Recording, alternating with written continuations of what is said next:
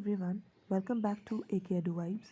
Today we are continuing the chapter Structure of Chromosome, Cell Cycle and Cell Division. So let's continue it. So we will continue with this question. Can the cell cycle go on endlessly? क्या जो cell cycle है वो endlessly चलती ही जाती है, क्या कभी वो रुकती नहीं? तो इसके आंसर्स अलग अलग हो सकते हैं depending on the type of cell. तो यहाँ पर जो मेंशन किया गया हम सबसे पहले उसे देख लेते हैं. No at some places it stops permanently, कुछ जगहों पे परमानेंटली स्टॉप हो जाती है. At some it places temporarily, कहीं पर टेम्परली, और कहीं पर तब तक चलती है जब तक कि इसकी ज़रूरत ख़त्म नहीं हो जाती या जब तक कि इसकी ज़रूरत होती है. कहीं पर परमानेंटली स्टॉप हो जाती है, कहीं पर टेम्परली, और कहीं पर तब तक चलती है जब तक कि इसकी नीड है. एग्जाम्पल के तौर पर हम देख लेते हैं, जैसे यहाँ पे मेंशन किया गया है ब्रेन या जो बाकी सेल्स हैं आपके nerve cells, brain and other nerve cells, they are once formed in the embryo do not divide further. एक बार एम्ब्रियो में बन गए उनको फर्दर आप डिवाइड नहीं कर सकते हो. Once dead they can not be replace, और एक बार डेड हो गए तो उनको रिप्लेस भी नहीं किया जा सकता. कौन से? ब्रेन और nerve cell. Next we are talking about liver cells. ठीक है, अब हम बात कर रहे हैं लिवर सेल्स की. अगर लिवर सेल्स की बात की जाए तो they divide only once every 1 to 2 years. तो 1 या 2 साल में लिवर सेल्स डिवाइड करते हैं एक बार, और इनको रिप्लेस किया जा सकता है. इनके डैमेज या डिस्ट्रॉयड सेल्स जो होते हैं उनको 1 या 2 साल में एक बार रिप्लेस किया जा सकता है. अब अगर मैं बात करूं सरफेस स्किन सेल्स की, तो ये कंटिन्यूसली लॉस होते हैं और कंटिन्यूसली रिप्लेस किए जाते हैं अंडरलाइंग सेल्स से. प्लांट्स की बात की जाए, in plants the cells at the growing point, particularly meristem की बात कर रहे हैं, divide very rapidly and produce new leaves, buds and flowers. अगर हम प्लांट्स की बात करें तो जो सेल्स ग्रोइंग पॉइंट पर होते हैं यानी कि मेरिस्टम की बात कर रहे हैं, ये रैपिडली डिवाइड करते हैं और न्यू लीव्स, बड्स और फ्लावर्स का प्रोडक्शन करते हैं. फिर हम बात कर रहे हैं स्पेशलाइज्ड जर्म सेल्स. स्पेशलाइज्ड जो जर्म सेल्स हैं जैसे कि ओवरी और टेस्टिस हो गया एनिमल में, और ओवरी एंड एंथर हो गया प्लांट में. इनके पास में अलग तरीके का सेल डिवीजन होता है जिसे कि हम मियोसिस कहते हैं. माइटोसिस के बारे में हम पढ़ चुके हैं. माइटोसिस में हमने कहा था कि जो डॉटर सेल्स हैं, 2 डॉटर सेल्स जो बनती हैं उनमें सेम नंबर ऑफ जो क्रोमोजोम्स हैं वो ट्रांसफ़र होते हैं. जबकि मियोसिस की बात की जाए तो half the number of chromosome जो होते हैं वो डॉटर सेल्स के पास में आगे ट्रांसफ़र होते हैं. ठीक है, तो यहाँ पर स्पेशलाइज्ड जर्म सेल्स जो हैं जैसे कि ओवरी हो गया और टेस्टिस हो गया आपके एनिमल सेल में, और ओवरी एंड एंथर हो गया प्लांट सेल में, इनमें अलग तरीके का सेल डिवीजन होता है जिसे मियोसिस कहा जाता है. इससे ये सेक्स सेल्स का प्रोडक्शन करते हैं. उसके बाद जो अनकंट्रोल्ड नॉन स्टॉप सेल्स हैं आपकी बॉडी के अंदर, इनकी वजह से ट्यूमर का फॉर्मेशन हो सकता है बॉडी में, और ये कैंसरस भी हो सकते हैं और कैंसरस नहीं भी हो सकते. ओके, ये तो हमने बात की कि क्या जो सेल है वो हमेशा डिवाइड करता रहता है, क्या कभी वो रुकता नहीं. तो इसके अलग अलग आंसर्स हमने देखे.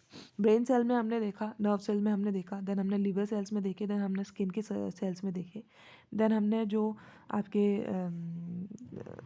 ओवरियन स्पर्म में, उसके बाद आपके जो स्पेशलाइज्ड जर्मिनल सेल्स हैं ओवरी टेस्टिस में और ओवरी एंथर में देख लिया. और अनकंट्रोल्ड नॉन स्टॉप जो सेल साइकिल होती है उससे कैंसरस या ट्यूमर का फॉर्मेशन हो सकता है, वो भी हमने देख लिया. अब हम देख रहे हैं सेल डिवीजन के बारे में. There are 2 types of cell division. Cell division जो होता है वो 2 तरीके का होता है. एक होता है आपका माइटोसिस और एक होता है मियोसिस. ठीक है, तो सेल डिवीजन जो है वो 2 तरीके का होगा. One is mitosis, the other is meiosis. Mitosis की बात की जाए तो cell division leading to the production of diploid cell for growth and its end development. जब सेल डिवीजन में डिप्लॉयड सेल्स का प्रोडक्शन हो, यानी कि अगर डॉटर सेल्स बन रही हैं माइटोसिस में तो उनमें सेम नंबर ऑफ सेल्स ही जाएंगे, डिप्लॉयड ही जाएंगे. अगर आपके पास में 2n है नंबर ऑफ सेल्स तो उनके पास भी 2n ही जाएंगे. ठीक है, but if we talk about meiosis, but अगर हम मियोसिस की बात करते हैं, मियोसिस की बात कर रहे हैं अगर हम, तो cell division leading to the production of haploid cells. यानी कि अगर आपके पास में 2n है नंबर ऑफ सेल्स तो डॉटर सेल्स में जाएंगे n नंबर ऑफ सेल्स. ठीक है, ओके. तो यहाँ पर ये बोल रहा है कि जो मियोसिस है, इस सेल डिवीजन में जो डॉटर सेल्स होती हैं इनके पास में haploid number of cells transfer होते हैं। ठीक, अब सबसे पहले हम पढ़ेंगे माइटोसिस के बारे में। Mitosis is the cell division in which one parent cell divide into two identical daughter cells. देखो यहाँ पे क्या बोला गया है कि माइटोसिस एक ऐसा सेल डिवीजन जिसमें कि एक पेरेंट जो है वो डिवाइड करता है दो आइडेंटिकल डॉटर सेल्स में। ये मोस्ट इंपॉर्टेंट एस्पेक्ट है माइटोसिस का। The most important aspect of mitosis is that the same normal chromosome number is maintained at each cell division. कितने बार भी सेल डिवाइड कर जाए, जो नॉर्मल क्रोमोसोम जो का नंबर है वो हमेशा मेंटेन रहता है। यानी कि अगर आपकी बॉडी के अंदर 2n था नंबर ऑफ सेल्स, तो आपकी डॉटर सेल्स में भी 2n ही जाएगा, उसमें रिड्यूस या डिक्रीज नहीं होगा। तो नॉर्मल जो क्रोमोसोम नंबर होता है हमेशा सेल डिवीजन, इस वाले सेल डिवीजन में मेंटेन्ड रहता है, और इसमें एक पेरेंट बॉडी से दो डॉटर सेल्स का फॉर्मेशन होता है। नेक्स्ट हम देखते हैं, जो फेजेस की बात की जाए अगर माइटोसिस की, तो mitosis completed in two phases, two steps. एक होता है कैरियोकाइनेसिस, दूसरा होता है साइटोकाइनेसिस। अब कैरियोकाइनेसिस एंड साइटोकाइनेसिस के बीच में एक डिफरेंस पूछा जाता है। कैरियोकाइनेसिस जो होता है बेटा, वो होता है डिवीजन ऑफ न्यूक्लियस। ठीक है, जब न्यूक्लियस का डिवीजन होता है उसे क्या कहा जाता है, कैरियोकाइनेसिस। और साइटोकाइनेसिस होता है डिवीजन ऑफ साइटोप्लाज्म। तो देखो साइटो आप याद कैसे रखोगे, साइटो प्लाज्म उसमें भी साइटो आ रहा है और साइटोकाइनेसिस इसमें भी साइटो आ रहा है, तो दोनों को इस तरीके से याद करोगे, division of cytoplasm is cytokinesis and division of nucleus is karyokinesis. ठीक है, तो पहले आपका कैरियोकाइनेसिस वाला स्टेप होता है and then it is followed by cytokinesis. तो पहले हम कैरियोकाइनेसिस का देख लेते हैं। जो कैरियोकाइनेसिस है of mitosis occurs in 4 main phases. अब ये कह रहा है यहाँ पर कि जो कैरियोकाइनेसिस है आपका, this karyokinesis division of nucleus, it occurs in 4 main phases. कौन कौन से फेजेस हैं? These 4 phases are prophase, metaphase, anaphase, telophase. Will repeat, prophase, metaphase, anaphase and telophase. ये 4 फेजेस जो हैं ये आपके कैरियोकाइनेसिस में देखे जाते हैं। ओके, अब इनको हम एक बार ब्रीफ में विद डायग्राम देख लेते हैं। यहाँ पर देखो मैंने एक ही पेज के अंदर इन सबको असेंबल कर दिया है। यहाँ पर आपको एनिमल सेल के दिखेंगे। ये डायग्राम जो एनिमल सेल का है पूरा, और ये प्लांट सेल का है। यहाँ पर एनिमल सेल के बारे में, फेसेस के बारे में मेंशन्ड है, और यहाँ पर प्लांट सेल के।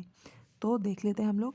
सबसे पहले अगर हम देखें एनिमल सेल की, यहाँ पर अगर हम बात करें तो ये यहाँ पर कह रहा है कि ये जो एनिमल सेल का इंटरफेज है यहाँ पर, रेस्टिंग फेज जिसे हम कहते हैं, तो दोनों ही, चाहे आप एनिमल सेल की बात करो चाहे आप प्लांट सेल की बात करो, तो कोई भी विजिबल चेंज यहाँ पर देखने को नहीं मिलता क्रोमोसोम में, पर एक्टिव सिंथेसिस ऑफ डीएनए होता रहता है। ठीक है, चाहे हम प्लांट एनिमल सेल की बात कर रहे हैं इसकी, चाहे हम प्लांट सेल की बात कर रहे हैं, आप देखोगे दोनों के ही स्ट्रक्चर जो है सिमिलर है, कोई भी चेंज यहाँ पर नहीं दिख रहा होगा आपको। कोई भी क्रोमोसोम में चेंज नहीं है, उसी फॉर्म में है वो, क्रोमेटिन की फॉर्म में दोनों में दिख रहा है। यहाँ पर भी क्रोमेटिन की फॉर्म में दिख रहा है, यहाँ पर भी क्रोमेटिन की फॉर्म में दिख रहा है। बस यहाँ पर क्या होगा, सिंथेसिस होगा डीएनए का। अब सबसे पहले जो फेस होता है वो आपका आता है प्रोफेस। ए एंड बी जो डायग्राम है आपका, ये दोनों के दोनों प्रोफेस शो कर रहे हैं। ये देखो यहाँ पर ये एनिमल सेल में प्रोफेस शो हो रहा है, यहाँ पर ये प्लांट सेल में ये लेट प्रोफेस दिख रहा है, एनिमल सेल में ये लेट प्रोफेस प्लांट सेल में। हम साथ के साथ जो प्रोफेस प्लांट सेल में गिवन होगा उसे भी हम पढ़ते हुए जाएंगे।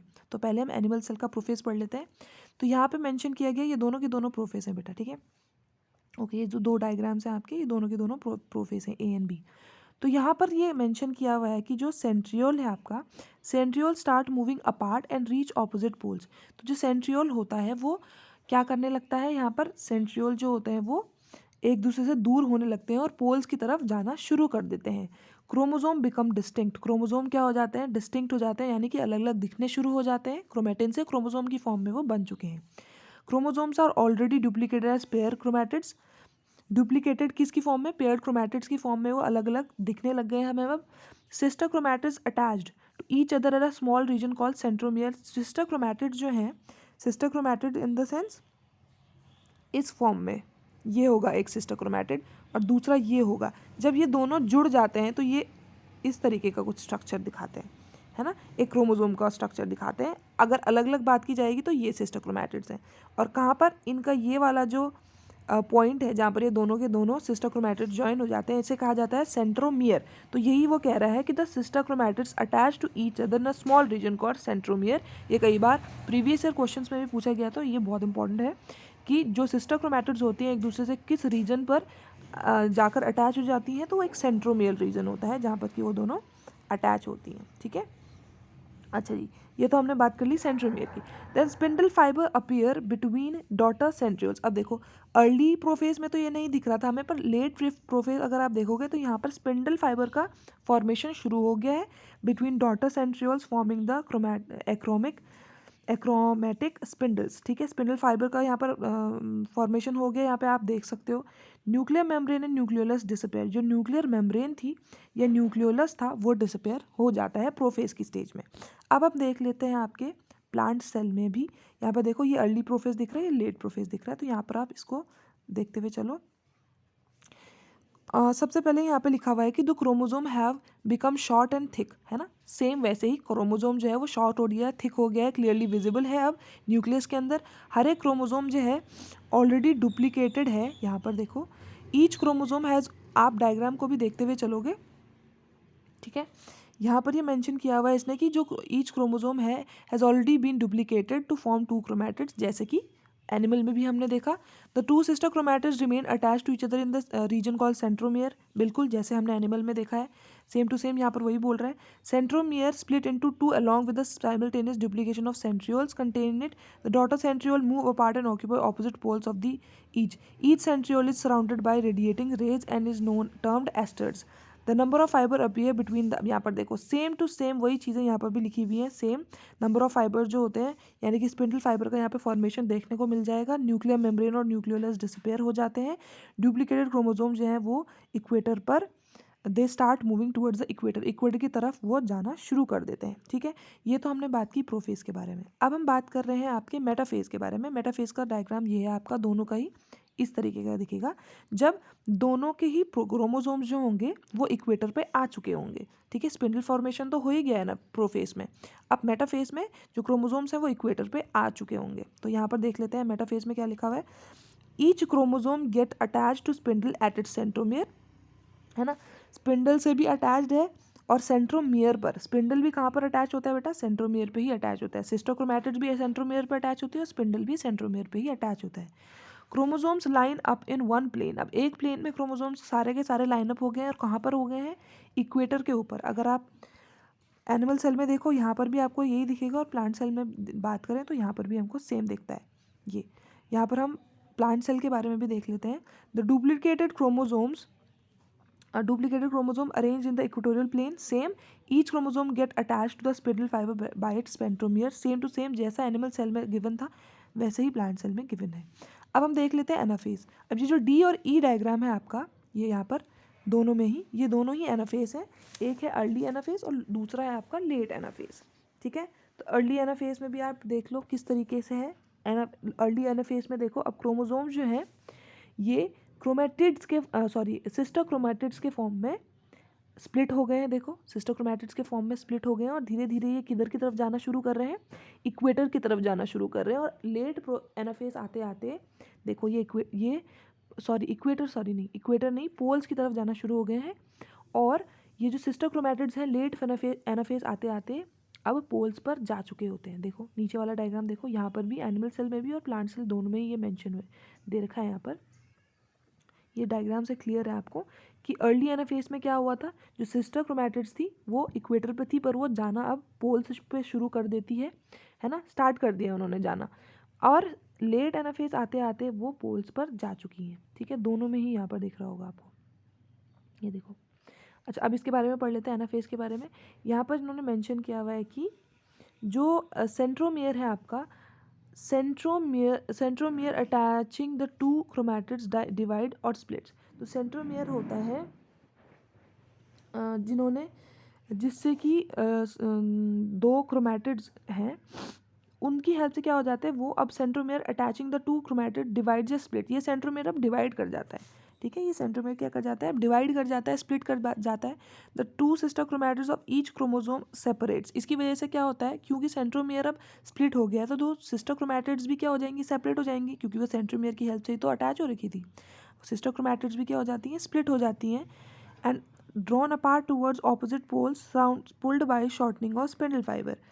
A furrow starts in the cell membrane at the middle at each cell, ठीक है। एक फरो का फॉर्मेशन भी धीरे धीरे बनना शुरू हो जाता है। जैसे आप इस डायग्राम में देख सकते हो, यहाँ पर फरो का फॉर्मेशन, ये देखो यहाँ पर और यहाँ पर फरो का फॉर्मेशन भी होना शुरू हो जाता है फॉर नेक्स्ट जो आपकी फेज़ है उसके लिए, टीलोफेज के लिए फरो का फॉर्मेशन भी साथ के साथ लेट एनाफेज में देखने को मिलता है। अब हम देख लेते हैं प्लांट सेल के बारे में।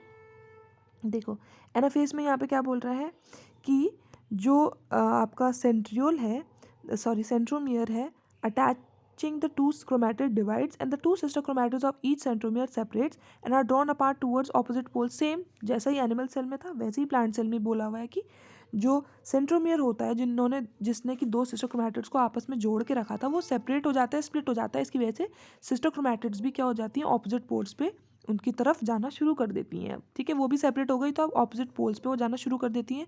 The drawing action is perform by contraction of spindle fibre. और ये जो ड्राइंग एक्शन है यानी कि पोल्स पे जाने का जो ये एक्शन है क्रोमैटिड्स का, सिस्टर क्रोमैटिड्स का, वो किसकी वजह से होता है, स्पिंडल फाइबर के कॉन्ट्रैक्शन की वजह से ये हो रहा होता है। ठीक है, अब हम देख लेते हैं लास्ट एक जो आपका फेज बच गया है टीलोफेज। ये टीलोफेज का फॉर्मेशन हो रहा है एनिमल सेल में और ये हो रहा है प्लांट सेल में। अब दोनों में ही अलग अलग तरीके का ये लास्ट फेज होता है, दोनों में डिफरेंस होगा। अभी तक हमने क्या देखा कि दोनों ही जो अभी तक हमने जो भी फेजेस देखे हैं आपके तीनों के तीनों, प्रोफेज, मेटाफेज, एनाफेज, ये तीनों ही काफ़ी सिमिलर थे, इनमें कोई खास डिफरेंस हमें दिखा नहीं। अब लास्ट जो फेज़ होता है बेटा टीलोफेज, इसमें थोड़ा बहुत आपको डिफरेंस दिखेगा, इसको हम पढ़ेंगे अभी। तो जो फर्स्ट आपको दिख रहा है यहाँ पर, ये देखते हुए जाओ, ये फरो का फॉर्मेशन देख रहे हो ना, ये फरो का फॉर्मेशन यहाँ पे दिख रहा है। अब ये कैसे स्प्लिट हो जाएंगे ये देखो आप। जो दो सेट्स हैं, two sets of daughter chromosomes reach opposite poles में वो पहुंच जाते हैं। ठीक है, sister chromatids, spindle fibre disappear. अब स्पिंडल फाइबर क्या होते हैं, डिसअपेयर हो जाते हैं। क्रोमैटिड जो होते हैं, chromatids thin out in the form of chromatin fibre. अब क्रोमोसोम्स दोबारा से, ये जो सिस्टर क्रोमैटिड्स थे ये दोबारा से क्रोमैटिन फाइबर की फॉर्म में बनने लग जाते हैं। फिर न्यूक्लियर मेम्ब्रेन दोबारा से फॉर्म होने लग जाता है। एक क्लीवेज फरो स्टार्ट होता है, डीपनिंग डीप होता जाता है। यानी कि अगर मैं बात करूं यहाँ पर, ये जो स्ट्रक्चर था आपका, ये इस तरीके का बन गया था ना ये, अब ये और ज़्यादा डीप होता जाता है, इधर से भी और इधर से भी, और फाइनली ये इस तरीके से अलग हो जाते हैं दो में। ठीक है, ओके। तो यहाँ पर ये बोल रहा है कि जो क्लीवेज फरो है यहाँ पर, ये starts deepening in the animal cell and nucleoli reappear हो जाता है। न्यूक्लियोलाई दोबारा से बन जाता है, न्यूक्लियर मेम्ब्रेन फॉर्म हो जाती है, क्लीवेज होने लग जाता है, और इसकी हेल्प से क्या हो जाता है, दो डॉटर सेल जो है आपको इस तरीके से देखने को मिलते हैं। वहीं अगर हम बात करें आपके प्लांट सेल में, तो प्लांट सेल में देखो यहाँ पर डीप ये फरो का फॉर्मेशन नहीं हुआ, बल्कि क्या हुआ है, यहाँ पर सेल प्लेट का फॉर्मेशन हुआ है। क्या हुआ है, सेल प्लेट का फॉर्मेशन हुआ है। इस डायग्राम के थ्रू आपको देखने को मिल रहा होगा, ये सेल प्लेट का फॉर्मेशन यहाँ पे हुआ। और उसके बाद दो सेल्स का फॉर्मेशन होता है। देखो कैसा होता है यहाँ पर टीलोफेज में। टीलोफेज में ये बोल रहा है कि ईच क्रोमैटिड और the daughter chromosome lengthens become thinner and turns into network of chromatin thread. जैसे उसमें हुआ था, क्रोमैटिड सिस्टर क्रोमैटिड जो है वो क्रोमैटिन थ्रेड्स में कन्वर्ट हो गई थी। न्यूक्लियर मेम्ब्रेन दोबारा रीअपेयर हो जाता है। Nucleolus reappear in each daughter nucleus. Nucleolus जो होता है दोबारा से रीअपेयर हो जाता है। All the contents of the cytoplasm including the mitochondria and also the chloroplast are randomly distributed in the daughter cells during the karyokinesis. वो बोल रहा है कि जो भी कंटेंट होता है साइटोप्लाज्म का, including the mitochondria and all the chloroplast, जो यानी कि प्लांट सेल की बात की जा रही है, are randomly distributed in the daughter cell during karyokinesis. उनको रेंडमली डिस्ट्रीब्यूट कर दिया जाता है कैरियोकाइनेसिस के दौरान। ठीक है, तो यहाँ पर आपका फरो का डेवलपमेंट होता है एनिमल सेल में, जबकि प्लांट सेल में सेल प्लेट का फॉर्मेशन होता है। बस ये डिफरेंस होता है दोनों में ही। ठीक है, जैसे ही टीलोफेज आपका एंड होता है वैसे ही this is continued by cytokinesis, यानी कि डिवीजन ऑफ साइटोप्लाज्म। ठीक है, टीलोफेज के होते ही क्या होता है, मतलब टीलोफेज आते आते ही साइटोकाइनेसिस का डिवीजन शुरू हो जाता है। जब साइटोकाइनेसिस का डिवीजन होगा तभी तो वो दो पार्ट्स में स्प्लिट होंगे, ये भी दो पार्ट में स्प्लिट हो जाता है, ये भी दो पार्ट में स्प्लिट हो जाता है। तो डिवीजन ऑफ साइटोप्लाज्म क्या है भाई, at the end of the telophase. ठीक है, at the end of the telophase a furrow reappears in the cell membrane in the middle, which deepens and finally split the cytoplasm into two, thus producing two new cells। ठीक है। जैसे ही telophase का and आता है, furrow जो है वो और डीप होती जाती है मिडिल वाले पोर्शन से, और फाइनली जो साइटोप्लाज्म है वो भी दो में स्प्लिट हो जाता है और दो न्यू सेल्स का फॉर्मेशन कर देता है। यहाँ पर कैरियोकाइनेसिस साइटोकाइनेसिस दिया हुआ है, मैंने पीछे भी आपको मेंशन किया कि कैरियोकाइनेसिस होता है division of nucleus, where cytokinesis is division of cytoplasm. So सबसे पहले सेल के अंदर होता है आपका कैरियोकाइनेसिस, और उसके बाद लास्ट में टीलोफेज के लास्ट में होता है आपका साइटोकाइनेसिस। ठीक है जी, ये तो हुआ आपका माइटोसिस के पूरे फेजेस के बारे में, कैरियोकाइनेसिस के पूरे फेजेस के बारे में। 4 फेजेस के बारे में हमने पढ़ा। कौन कौन से फेजेस हमने देखे यहाँ पर हमने देखे हैं आपका। सबसे पहले तो प्रोफेज देखा हमने, फिर हमने मेटाफेज देखा। प्रोफेज में ये क्रोमोसोम्स की फॉर्म में आ जाते हैं, और जो आपके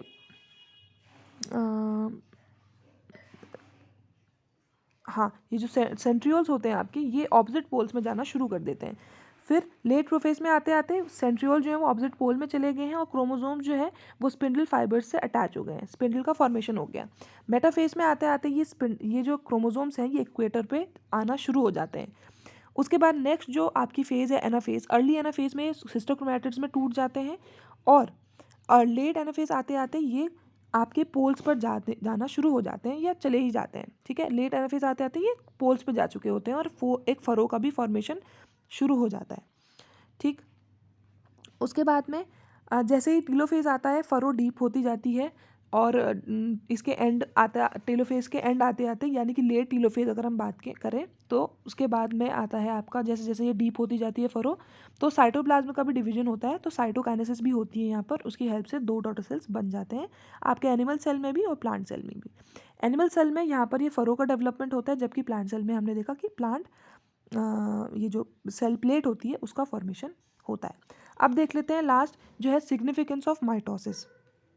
ग्रोथ और increase in the body size due to the formation of new cells in the tissues. ठीक है, अब सिग्निफिकेंस क्या है माइटोसिस का, क्यों हेल्पफुल, क्या हेल्प करता है ये, क्या इंपॉर्टेंस है इसकी बॉडी में।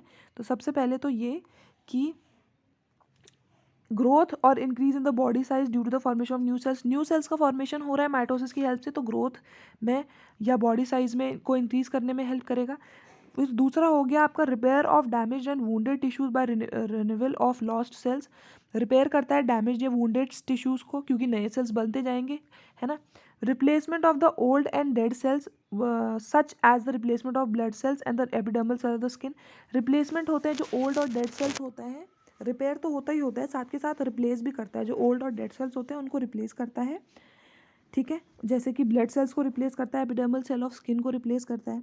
उसके बाद आता है asexual reproduction in which the unicellular और in which the unicellular organism such as amoeba और यीस्ट सेल डिवाइड इनटू 2।